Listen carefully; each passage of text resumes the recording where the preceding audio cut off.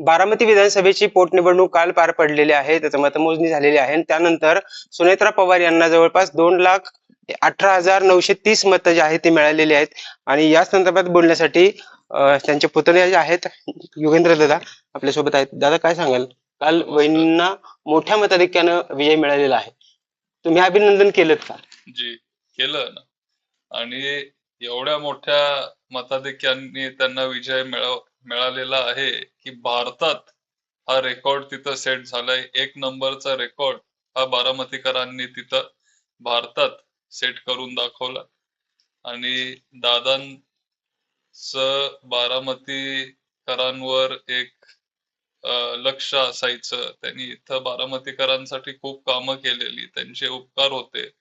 आणि एक श्रद्धांजली म्हणून एक परतफेड म्हणून बारामतीकरांनी वहिनींना एवढ्या मोठ्या मताधिक्याने विधानसभेला पाठवून दिलं. पण विधानसभेला पाठवून दिलं, भारतातला नंबर 1 चा रेकॉर्ड झाला. पण पुढची वाटचाल कशी असेल आता? कारण ज्या पद्धतीत आता सहानुभूती होती, कारण लोकांमध्ये सहानुभूती आहे म्हणून असं म्हटलं जातंय की ही निवडणूक सुफाळ गेलेली. पुढचं काय असणार आहे? राजकीय गणित कसे प्रवास जो आहे तो खडतर असणार आहे? आता इथून पुढं वहिनी चांगलं काम करतीलच हा विश्वास सगळ्यांना आहे. पण आता येणाऱ्या काळात ते कशा पद्धतीने काम करतात किंवा बारामतीकरांसाठी ते कसे उपलब्ध राहतात, पुढच्या सगळ्या गोष्टी ह्याच्यावर अवलंबून असतील असं मला तरी वाटतंय. निवडणूक पार पडली, भारतातला नंबर 1 चा रेकॉर्ड झालेला आहे. मात्र त्यांनी अजितदादांचा देखील रेकॉर्ड मोडलाय. कारण 1,65,000 मतं जी आहे ते अजितदादांना 2019 मध्ये मिळाली होती. 2024ला तुमची लढत झाली, तिथं दादांचं मताधिक्य घसरलं होतं. मात्र दादांचंच रेकॉर्ड वहिनींनी मोडलेलं आहे. व दादांचा 2019चा रेकॉर्ड होता. साधारण 1,65,000 ते तिथं निवडून आलेले. पुढं तेव्हा तगडा उमेदवार सुद्धा होता. तरी दादांनी त्याचं डिपॉझिट जप्त केलेलं आणि एवढ्या मोठ्या मताधिक्याने ते निवडून आलेले. तेव्हा पण देशात रेकॉर्ड झालेला, तुम्हाला ते आठवत असेल तर. ठीक आहे, पण आता कुठलाही उमेदवार असं वहिनींच्या समोर उभा नव्हता. मोठ्या पक्षाचा कुठलाही उमेदवार नव्हता. बऱ्यापैकी सगळेच उमेदवार हे बाहेरचे सगळे होते. कुणाला 7 मतं पडली तर कुणाला 10 मतं पडली. कुठल्याही पक्षाने उमेदवार दिलेला नव्हता. आमच्या पक्षाने तर जाहीर पाठिंबाच दिलेला. सुप्रियाताई पण पहिल्याच दिवशी दिल्लीमध्ये एक प्रेस कॉन्फरन्स घेऊन त्यांनी तिथं सांगितलेलं. पवार साहेब नंतर म्हणाले, मी बोललो की आपण कुठलाही उमेदवार इथून देणार नाही. शेवटी एक भावनिक विषय होता, कुटुंबाचा विषय होता. साहेबांनी निर्णय घेतला, तो आम्ही सगळ्यांनी मान्य केला. आम्हालाही वाटत होतं की नको, इथून कुणाला उमेदवारी नको द्यायला. काँग्रेसने पण नंतर माघार घेतली. भाजप तर प्रश्नच तिथं येत नाही. तो कुठल्याही मोठ्या पक्षाने तसा उमेदवार दिला नाही. पण एवढ्या मोठ्या मताधिक्यांनी बारामतीकरांनी एक श्रद्धांजली वाहिली असंच आपल्याला ते ह्या गोष्टीकडे बघावं लागेल. 2019चा आपण उल्लेख करतोय. 2024 ची काय आठवण आहे? कारण 2024ला थेट अजितदादांशी तुमची लढत होती. मताधिक्य दादांचं घसरलेलं होतं आणि तुम्हाला देखील बऱ्यापैकी बारामतीकरांनी पसंती दिली होती. तेव्हाची परिस्थिती ही वेगळी होती. तेव्हा राष्ट्रवादी काँग्रेस पक्ष हा दुर्दैवाने फुटलेला आणि दादांना विरोध करण्यासाठी किंवा त्यांच्या विरोधात उभं राहण्यासाठी तर अजिबात नाही. पण तेव्हा साहेबांकडे बघून किंवा साहेबांना आता आपण साथ दिली पाहिजे. शेवटी नातवांनी आजोबांसाठी उभं राहिलं पाहिजे. आणि त्या काळात ती परिस्थिती तशी झालेली की बऱ्यापैकी म्हणजे पक्षातले सगळेच हे साहेबांना सोडून गेलेले. तेव्हा आम्हाला वाटलं की आपण साहेबांना एक साथ दिली पाहिजे. साहेबांसोबत आपण राहिलं पाहिजे. दादांबद्दल कधी माझं काही वाईट किंवा वेगळं नव्हतंच. पण साहेबांना साथ द्यायची ती वेळ होती आणि ते आपण केलं. 2029 मध्ये काय असेल चित्र? कारण आता राष्ट्रवादी फुटली आहे, ती परत एकसंध करण्याचा प्रयत्न झाला, मात्र ती दुर्दैवाने होऊ शकलं नाही, दादाच गेले.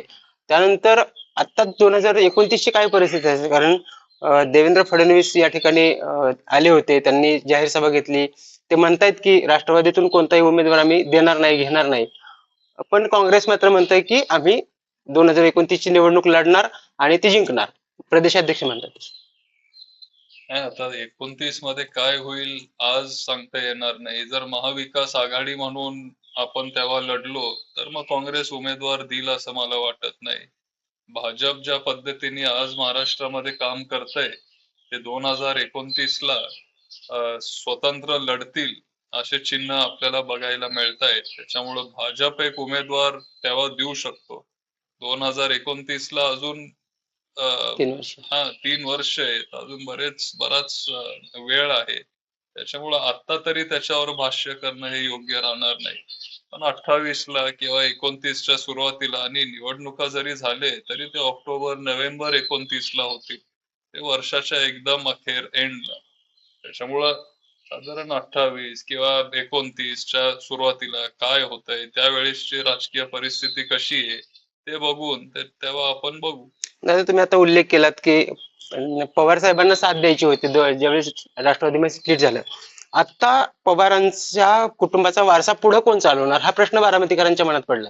कारण तुम्ही साहेबांसोबत आहात, रोहितदादा साहेबांसोबत आहेत, इकडं जयदादा असतील किंवा पार्थदादा असतील. मग पवार कुटुंबाचा अख्खा जो वारसा आहे तो कोण नेमकं पुढे चालवणार? काही ठरलंय, काय डिस्कस झालंय, काही चर्चा झालीय? नाही, हे गोष्टी डिस्कस केले जात नाहीत किंवा ठरवले जात नाहीत. शेवटी हा वारसा खूप मोठा आहे आणि कुठलाही एक व्यक्ती हा वारसा पुढे नेईल असं मला तरी वाटत नाही. 2-3 लोक असू शकतात, 3-4 लोक असू शकतात, एक पण असू शकतो, आज सांगता येत नाही. पण शेवटी ज्यांना जनता पसंती देईल किंवा जो व्यक्ती चांगलं काम करू शकेल, पवार साहेबांसारखं जो काम करू शकेल, ज्याला एक विजन असेल, जो अजितदादांसारखं काम करू शकेल, ज्या पद्धतीने दादा काम करायचे, दिवस रात्र लोकांसाठी ते उपलब्ध असायचे, कामाचा आवाका त्यांचा खूप मोठा होता.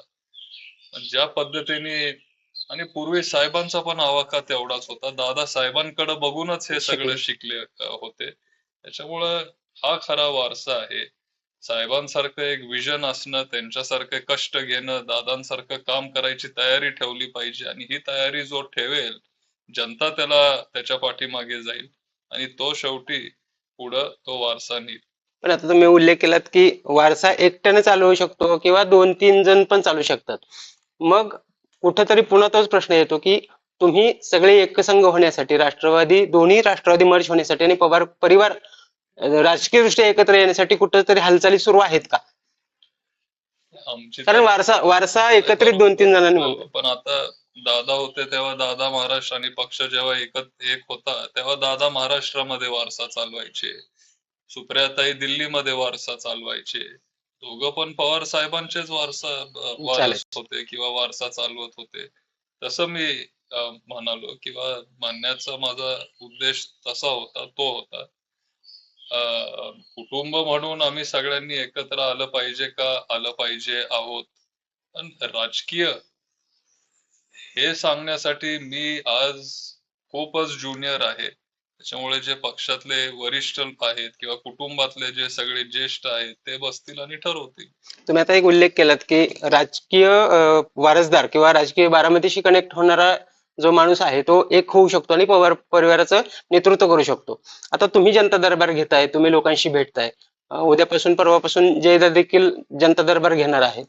मग मला काल सुद्धा मी लोकांना विचारलं की जर समजा पवारांना बारामतीकरांचं कल्याण करायचंय सर्व कुटुंबांना, तर मग एकत्र येऊन का करू शकत नाही? तुम्ही वेगळा जनता दरबार घेताय किंवा तुम्ही वेगळ्या पद्धतीने लोकांचे कनेक्ट प्रश्न सोडवताय, जयदादा वेगळ्या पद्धतीने प्रश्न सोडवणार. कारण शेवटी पक्ष हे आता वेगळे आहेत ना. पक्ष एकत्र एक होणार होता पण ते दुर्दैवाने झालं नाही. पण आता पक्ष वेगळे आहेत, त्याच्यामुळे ते त्यांच्या पद्धतीने काम करतायत, मी माझ्या पद्धतीने काम करतोय. पण उलट चांगलंय बारामतीकरांसाठी 2-2 जनता दरबार आहेत किंवा म्हणजे लोकांचे लवकर प्रश्न सुटतील. लोकांचे प्रश्न जरा लवकर सुटतील, सगळेच इथं काम करतायत. बारामतीसाठी हे खूप चांगलं आहे. बारामतीकरांसाठी चांगलं आहे, पण बारामतीकर कन्फ्युज देखील होत आहेत की नेमकं कोणत्या पवारांसोबत जायचं.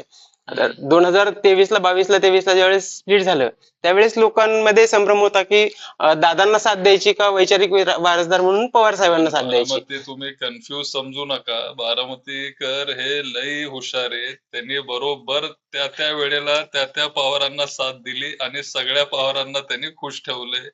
त्याच्यामुळं हे बारामतीकर फार हुशार आहे. ते योग्य निर्णय घेतील. आता 2029च्या निवडणुकीवर परत आपण येऊ की 2029 मध्ये नेमकं काय चित्र पाहायला मिळेल. कारण आता सगळे म्हणजे तुम्ही युवा पिढीतले तिसऱ्या चौथ्या पिढीतले सगळेच राजकीय लोक जे आहेत ते पवार परिवारातले ते सगळे सक्रिय झाला. काय चित्र दिसतंय तुम्हाला तुमच्या नजरेतून काय दिसतंय. तुम्ही हे काही भविष्यातलं आपण कोणीच वर्तवू शकत नाही, पण तुमच्या नजरेत काय दिसतंय 2029? काय जर पुढच्या पिढीला काम करायचं असेल तर मग हे मी पॉझिटिव्हली घेतो. शेवटी राजकीय वारसा आमच्या कुटुंबाला हा माझ्या पणजींनी म्हणजे शारदाबाई पवारांनी दिला. त्यांच्यानंतर पण वसंतराव पवार, वसंतदादा त्यांना आपण म्हणायचो, ते पण इथं शेकापच्या तिकीटवर उभे राहिलेले. पवार साहेब आले. पवार साहेबांनी तो वारसा एका वेगळ्या उंचीवर नेला. आणि मग आपण बाकीचं मग अजितदादा असतील, त्यांनी पण खूप म्हणजे खूप उंचीवर तो वारसा नेला. सुप्रियाताई उत्तम पद्धतीने संसदेत काम करतायत.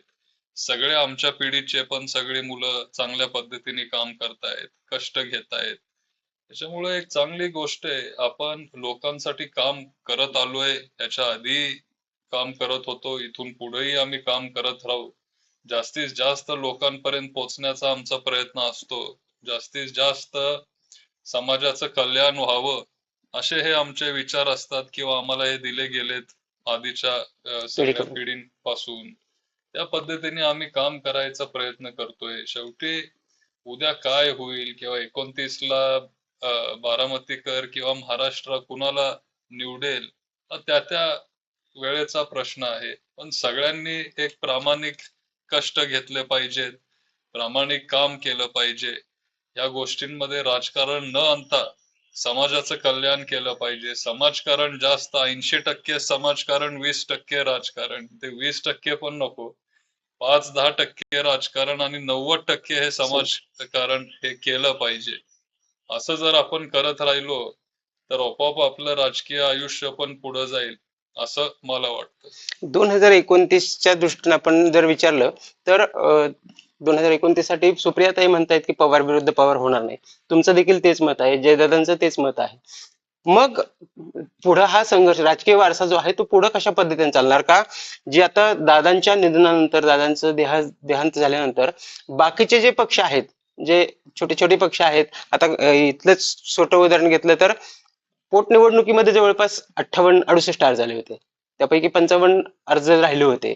त्यातले प्रयत्नांची शिकस्त करून 23 अर्ज राहिले. मग हे दादांचं सहानुभूतीचं चित्र असताना देखील ही परिस्थिती आहे. तर मग 2029ला कशी असेल परिस्थिती. बाकीचे छोटे छोटे पक्ष आहेत ते देखील डोकं वर काढणार. मग हे तुम्ही जे सांगताय पवार विरुद्ध पवार नाही झालं पाहिजे, मग पक्ष कुठला संघर्ष करायला समोर असणार आहे. नाही आता मी तुम्हाला म्हणजे मला असं विचारायचंय की दोन्ही जे आता पक्ष आहेत वेगवेगळे ते तर आपापली ताकद वाढवण्यासाठी 100% प्रयत्न करणार. जर एखादा तिसरा पक्ष जसं तुम्ही आता सांगितलं की भाजप पण लढू शकतं किंवा इतर शिवसेना असेल कोणीही लढू शकतं, मग त्यांना ताकद फाईट कशी देणार. सगळ्यांना एकत्र यावं लागेल त्यासाठी.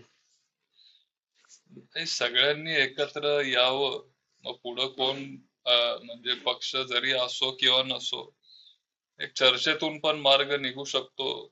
सगळ्या फॅमिलीनी बसून आपलं कुटुंबाचं पुढचं सगळं ठरवलं पाहिजे.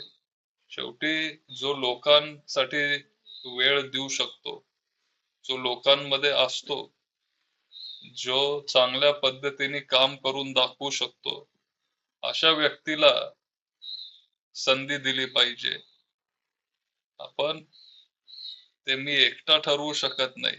सगळे एक कुटुंब म्हणून सगळे कार्यकर्ते, सगळे आपले पक्षाचे ज्येष्ठ नेते सगळ्यांना कॉन्फिडन्स मध्ये घेऊन आपल्याला असे निर्णय घ्यावे लागतील. खूप खूप धन्यवाद. हे होते योगेंद्र दादा. त्यांनी अगदी स्पष्ट आणि रोखठोक मतं व्यक्त केलेली आहेत.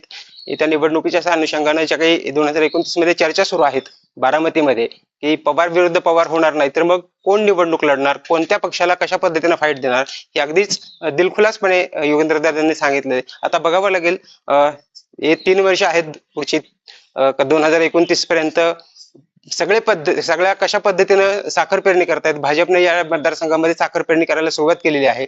आता भविष्यातलं राजकारण बारामतीचं नेमकं कशा कशा दिशेने फिरतं हे देखील पाहावं लागणार आहे. कॅमेरामॅन तेजस मी वसंत मोरे, मुंबई तक, बारामती.